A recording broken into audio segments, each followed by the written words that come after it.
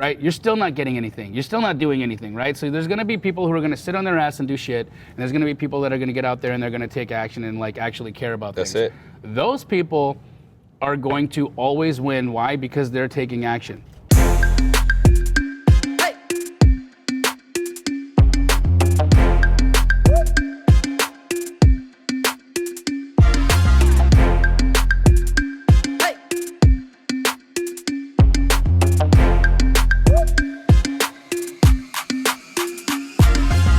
What's up, everybody? Welcome back to the Science Flipping Podcast. I am Justin Colby, and today I got one of my pals, one of the best to do it, Mr. Jamil Damji from 𝐓𝐒𝐈𝐃𝐄𝐑 is here. Good to see you, bro. What's up? Listen, I'm back in Arizona, and it's not cold. How do you like it? I'll be honest. I'm going to be honest with you. Yeah. For 12 years, I lived here. Yes. I never complained about the summer. I didn't really, it was hot. We get it. Never really complained, whatever. I moved to Miami. Yep. Different climate, warm, humid. Yeah, ball sweat. Yes, a lot. But then I come back and I literally think I just landed on hell. And it's funny because I've never complained about the heat in Arizona. Yeah. And I traveled back here this week and I landed Thursday and it was 115 degrees and I said, oh no, this is awful. Yeah, so last night, wife and I were sitting out in my backyard and we were like, there was just a cool breeze. And she's like, oh, it's really nice. And I'm like, isn't it? And I looked at the temperature and it was 103. Yeah. And so you 100% get acclimatized to it. You've got to stay here in order for it not to feel like hell. But you leaving to Miami and coming back, I think that was your big mistake. Oh. We go to LA a lot because we have a house out there as well. So traveling back and forth, we see the temperature difference just drastically. Crazy. You know, right in our face, because we'll go and it'll be 70 degrees at the water and then you come here and it's 150 and you're like, what's happening? But you know, Phoenix is still such a beautiful town that, like, there's even only two places I'd live, dude. Miami or Scottsdale. There you go. Even though it's hot as balls, it's just like, God, the opportunity, the people here. There's something in the water that makes everybody good at real estate. Everybody, especially us. Yes, sir. Well, let's talk about real estate, dude, because I came in, I literally hit you up first, and I said, dude, we need to do some content because the market's changing real time. Big time. Like real time, this is a thing. It actually happened so fast. It was like one weekend, it was hot, like multiple offers, and then the next week, I think like Easter might have been when it changed. That would be a good, so our guy Chris Simon and I had a little bet, steak dinner at City Hall bet. Yeah. He hits me up, he was like, how much you want to bet by July 1st, there'll be over 10,000 listings in Phoenix. And I said, bro, what is it at now? He was like 2,800. I'm like, this is back in May. Yeah. June, July. I'm like, I don't know. That seems a little aggressive. I see it going up, but he shoots me a text message right now, and he's like 13,000 active listings on the market, right? You going to dinner? Yeah. So there goes some money. When you take Chris to City Hall, I mean, he's what, 9 feet tall? Yeah, something like that. So he gets 2 tomahawks. Just him, though. But it's not a sharing. But what he does is he orders 2 and then eats a quarter of one and then just leaves. That's it. Yeah. Well, because he big time. Yeah. He's like, hey, there you go. I'm going to order for 2. I'm going to eat a quarter and then you're going to pay for both. He's on his fitness grind right now. He's actually amazing, dude. Honestly, I love Chris so much. And every time I see him, he looks healthier. Yeah. He's always making himself happier. He's engaged now. He's engaged. His fiance is gorgeous. Yeah. His daughter just got married. Yeah. Jack is crushing it out here. I mean, you know, I think he's literally living the life right now. That everyone, kids, his kids are all happy and healthy and doing well, and he's made tons of money, so he gets to hang out with a gorgeous woman out on the water in Florida. If you're watching, we love you, buddy. Yeah. How else what else do you want out of life? Not right? a lot. He's crushing. Fun story about that is every time I come back to Arizona, his fiance is on the same flight. Really? Randomly. That's cool. And because she's from Fort Lauderdale and I'm in Miami, and so our flights are the same. So that's cool, man. It's rad. So let's get in. I mean, here's the one thing I can tell you for certain. Our business model of wholesaling is the best business model there is. I believe that. Look, man, I got involved in wholesale when the market had tanked here in Phoenix. Yeah. So I started buying property in late 2009, early 2010. Market was decimated. Yeah. And I was wholesaling like crazy, you know? And so I understand that wholesale is one of those business models that can make money on the up and it can make money on the down. You just have to be very, very good at underwriting. That's right. It's everything. 100%. Like if you understand how to value property, you can always find an opportunity. And it's not that people don't need a place to live. So rehabbers are constantly going to be doing projects. Yep.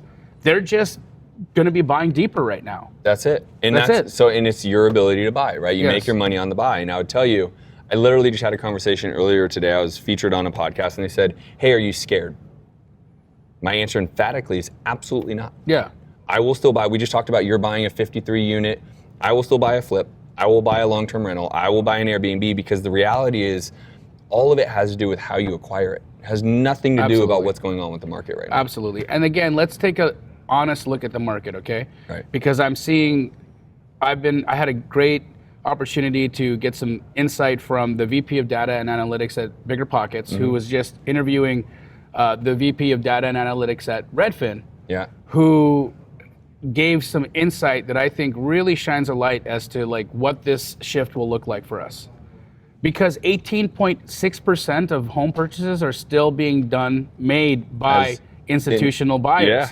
Okay, so when near 20% of the volume is still being absorbed by entities that are not dependent or sensitive to interest rates as much as the average homeowner, as us, you start to realize that we don't have a natural market cycle right now. It's changed forever. It's 100% changed forever. And they don't put them back. That home is off the market forever. Sure in terms of like Blackstone, if we're talking Open Door and all that, that's different. But the Blackstones, the Colonies, the 𝐼𝐻𝐼, they're keeping those bad boys, and it's off. You won't see that home come back on the market. No. The other thing I've noticed is that as the residential, your fireman, your school teacher, your nurse, as they pull back because affordability has gotten hard, and because interest rates are high and they can't really afford much house. So as they pull out of the market and sellers start to come back to reality about where the pricing should be, everyone's saying, oh my God, there's all these price reductions. Look, if your price was crazy town and you had to come back to normal town, that's not a price reduction. Right? It's normal. That's normal, because everybody was just out there literally deciding, they were throwing a dart and saying, well, what should we list for?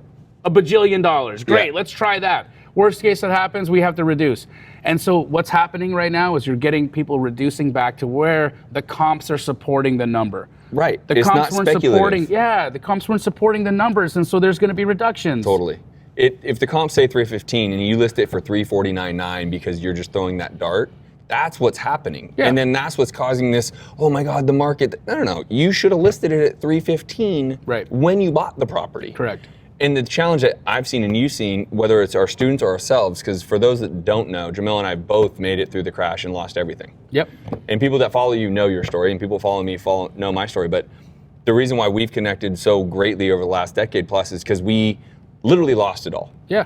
And it was because stupid chasing money,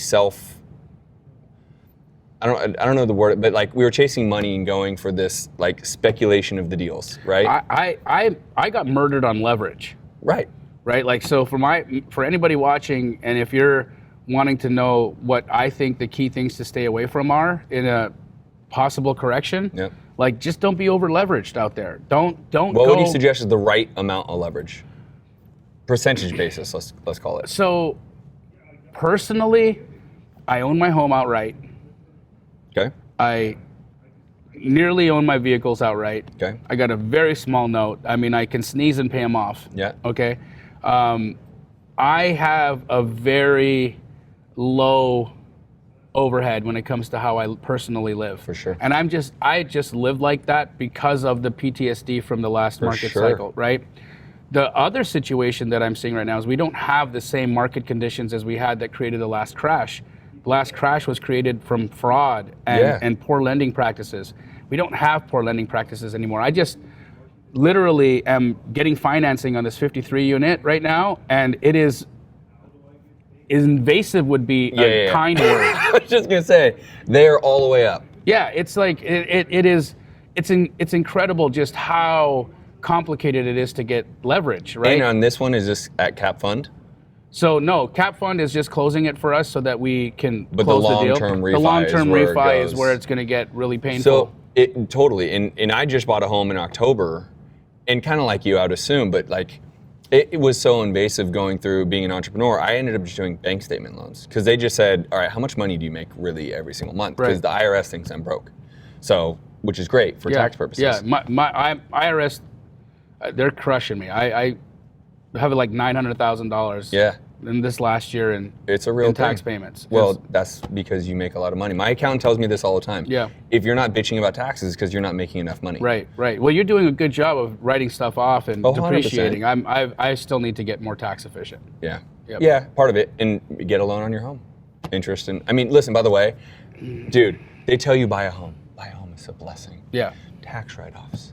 I'm putting a $60,000 roof on my freaking home because of I'm like, I literally called my accountant. I was like, "Oh, you wanted me to buy? This is a good get out of here." Like, but you need to be able to afford the home for sure.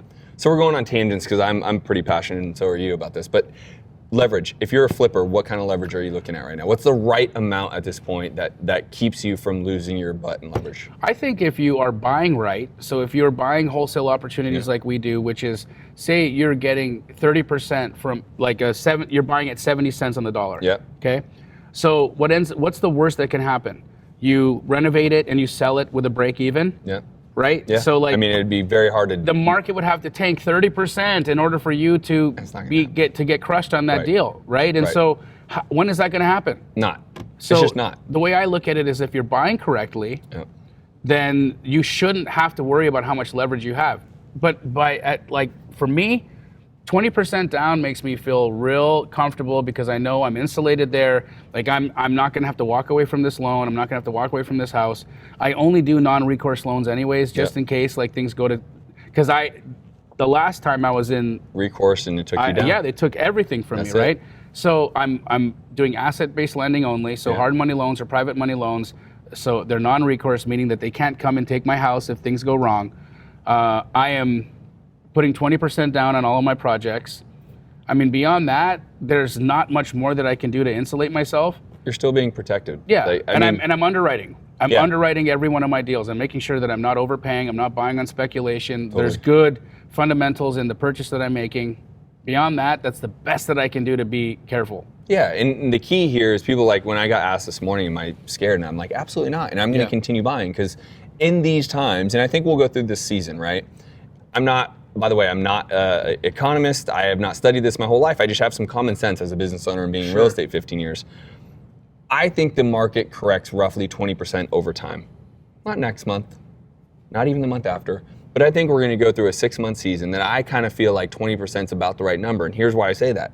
Markets like this, Phoenix, roughly a 40% appreciation in the last 2 years. Right. Year over year, 20%.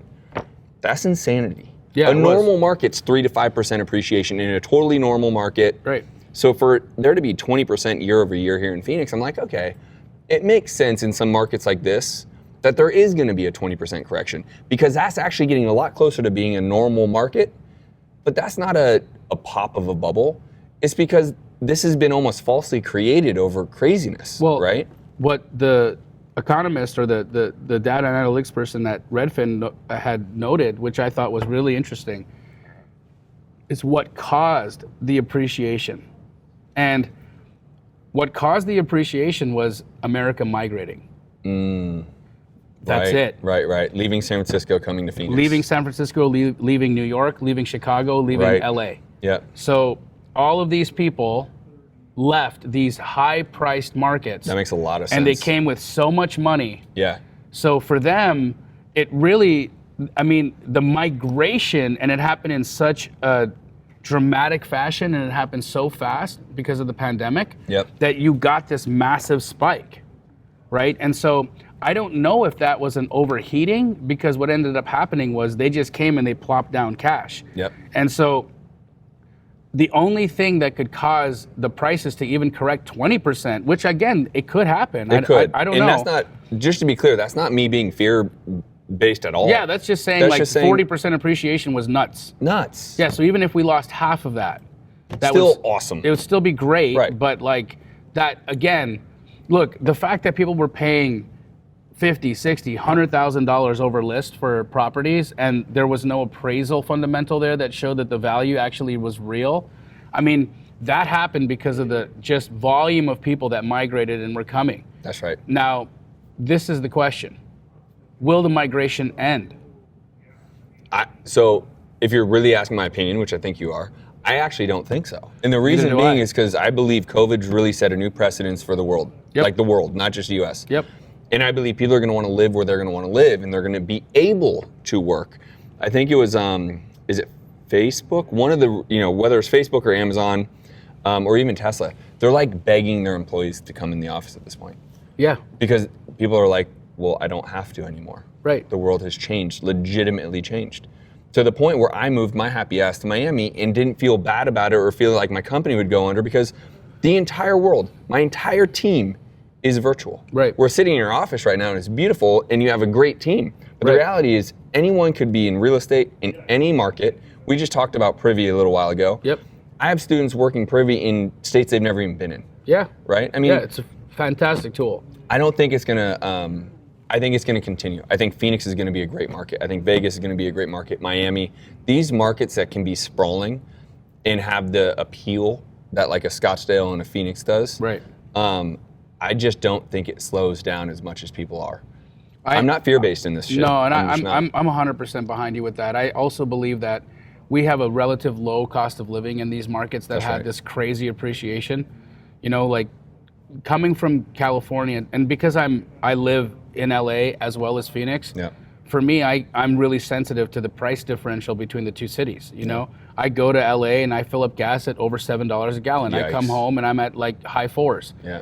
I go to the grocery store over there, it's $400 or $500. I go to the grocery store over here, it's $200 or $300. Right. Everything is just more expensive in Los Angeles, right? So when you look at it that way, the people that are leaving California, the people that are leaving those high-priced markets where everything is more expensive, even though they spent a little bit more money on the house, they're spending a lot less money on everything else that they're doing. 100%. And a lot of them are having the same job that they had when they were living in the high-priced markets. So they got an income that allowed them to live in LA, but now they're living in Phoenix, right? Where a plum is 80 cents, not $1.50. 100%. So I still believe that you've got really strong fundamentals when it comes to these markets where we had this crazy appreciation. I don't necessarily feel like we're gonna have less people moving here. I don't think we're gonna have less demand for housing. I think that the buyers are gonna be a little bit more competitive, and they're gonna require the sellers to do more work in the homes. I mean, I saw some very shoddy remodels get absorbed. Everywhere. And, being somebody that really pays attention to design and style, especially for our fix and flips, and seeing how our competitors were getting away with like substandard work and substandard materials, like I think that'll end. Yep. I think that, of course, we're gonna start seeing some relaxation in pricing when it comes to lumber and material, but it's still like the Great Depression out there if you go to the Home Depot. Oh, dude. I mean, it's like, one day you go outside and you get chocolate, another day you go outside and you get coffee. Like that's what it was like in the 30s. Yep. Today you might go out to Home Depot and they might have drywall, and you might go back the next day and they got nothing. They might have, like right now we have a concrete shortage. Oh, dude, it's wild. But lumber is going down, so everyone's super excited about lumber pricing's finally come. Right. Well, yeah, but now you can't go get concrete. There's always going to be something. There's something going on. Do you have any feeling about whether price point plays into this? And why I ask is because I'm looking at buying right up the street, buying a home for about $1 million, putting roughly 100 into it, and selling for roughly 1.4. And that's me being conservative, underwriting it correctly. Maybe it gets listed at 1.3, 7.5, and then, do you think price point relative to what's happening, right? Interest rates and all that. Do you think that's a big thing? I mean, I think the luxury space always is a little bit less sensitive to an interest rate hike because, look, at that price, people put down more money. That's right. And they have higher paying incomes. So, if their mortgage payment is $1,000 more a month, it's not going to make a big deal. It just, I hate saying this, but like it really just depends on like where you are in life. That's right. Like, people in a higher income bracket, when things like this happen with inflation, they just figure out how to make more money. That's it. And like nothing has really relaxed when it comes to how expensive stuff is out there right now. Yeah. Everything is a lot of money. A lot. But nothing, I still can't get a table at a restaurant. No kidding. Legit. Legit. I can't get a table at a restaurant. I can't get a seat in a movie. Dude, like, everything is sold out. Yeah. Everything is booked. People are still spending. People are still out there doing stuff. So if it's so bad, why aren't you guys just staying home? Because people are addicted to the fear. They love it. The world's gonna crash. And that's where it's just like, you don't even have to educate yourself. Like, just be around the people who aren't addicted to fear. Right. Like, your amount of abundance and my amount of abundance needs to be way further out in this space, because this is an incredible time to be in real estate, not a scary time. It's always an incredible time to be in real estate, regardless of interest rates, inflation, recession, and all the other keywords that news is trying to shove down everyone's throat. It's real. I'm not blind and deaf to what is actually happening. Gas really is, in Miami, it's almost $6 a gallon. Right. I'm not blind to that. When I fill up my range, I'm like, oh, this is a lot, okay. But there's still incredible opportunities in real estate, right? We did $1.4 million in assignments last month. But it's a recession. But there's interest rates going up. But wait, no, there's no but. You just go do. So how did we sell wholesale deals? I'll tell you how. We bought them deeper. Yeah. And you have a buyer that you know that will buy it. Yeah. Understanding it. I mean, we didn't go too much into technical of real estate, which is fine, but like, I think people right now, as they watch this on YouTube or iTunes or wherever this is going to be, they need to understand it's not time to be fearful. No. Like, it really just isn't. You're talking about buying a 53 unit. I'm looking at buying 20 rentals in North Carolina. Like, I'm more in than I am the other way around. Yeah. Right? Like, I've probably been more conservative over the last 2 years when flipping and things, because I've always kind of felt there's always this thing, you and I have been through it, where there's like, if that music turns off and you have 19 rental or rehabs running, that gets scary. As long as you can debt service what you've taken on as obligations, and you're fine. That's it. Like, make sure that if you're buying, I think, in times like this, multifamily always does well. Mm-hmm. Why? Because multifamily is not as sensitive to the comparables, because it's all cap rate driven, and 100%. Rents have spiked. 100%. And rents aren't coming down. No, going higher. They're going higher, right? And so you think about that. So where will we have opportunities in real estate right now? Multifamily is absolutely true. For sure. Because cap rates and a lot of buildings haven't increased their rents yet. Yep. So there's still a lot of opportunity there for value to be added. 100%. So I still believe that, you can get in, do a lot of transacting in the multifamily sector. I think that there's a lot of transacting still in single family. Yep. I think there's a lot of opportunity in the lower luxury price points. I'm talking like $2 million and under. Yep. I think the ultra luxury market will absolutely find some softening there, just because people in that real high income or those high net worth individuals, they may be waiting a little bit longer to deploy capital because they've got so much money. They're not really rushing towards doing this or that. So there could be a softening there. I think in the lowest price points, there's still just no inventory there. And because interest rates have spiked is where they went, housing starts stopped. Yeah. And so, look, we have an inventory problem. It's and we've so got real. People locked into their homes because they can't go anywhere. Well, and all the people that bought at 2.85 interest rates and all the people that refied, they're not going anywhere. No, they can't, because where are they going to buy? Right. I mean, it's crazy, dude. This is such a great time to be in real estate. And by the way, for all of you that aren't following Jamil, you need to be following Jamil. His whole coaching program, his business of 𝐀𝐂, like one of the greats to be in this space. I don't say that about everybody. Thank you. You are that guy. Likewise, and so I just appreciate you spending some time with me while we're here, dude. Man, it's fun. I always think it's important that people that have their finger on the pulse of what's going on in the market speak. I think there's a lot of fear out there. I think there's a lot of people who don't have really, they're not in the arena. Yeah. They're not really playing the game. And so they've got opinions. And I think that unless you're financially invested and unless you've got something to risk, I really don't want to hear your opinion. Agreed. 100%. I also think that for people that had been desiring to learn and understand real estate, look, if a correction does happen, okay, and say we do end up losing 20 or 30% in the market, so that's called a dip, right? So you know what ends up happening at the end of a dip? Activity. And so, cool. If you're saying the market's going to crash, then what are you doing? Right now is the time for you to learn the fundamentals of underwriting. Right now is the opportunity for you to understand how to reposition and add value to property. Right now is the opportunity for you to learn the instruments that we use to buy and sell contracts. Right now is the opportunity for you to learn the creative finance models of subject to and seller finance. right now is an opportunity for you to learn multifamily investing. I mean, guys, there's always going to be a reason not to take action and learn stuff, right? How many people, as a coach, did I hear people say, oh, you know what, I'm going to wait for the market to crash? All right. Well, where are you? Hey. What are you doing? Guy that was waiting for the market to crash, where are you? Right? You're still not getting anything. You're still not doing anything, right? So there's going to be people who are going to sit on their ass and do shit, and there's going to be people that are going to get out there and they're going to take action and like actually care about things. That's it. Those people are going to always win. Why? Because they're taking action. One more thing.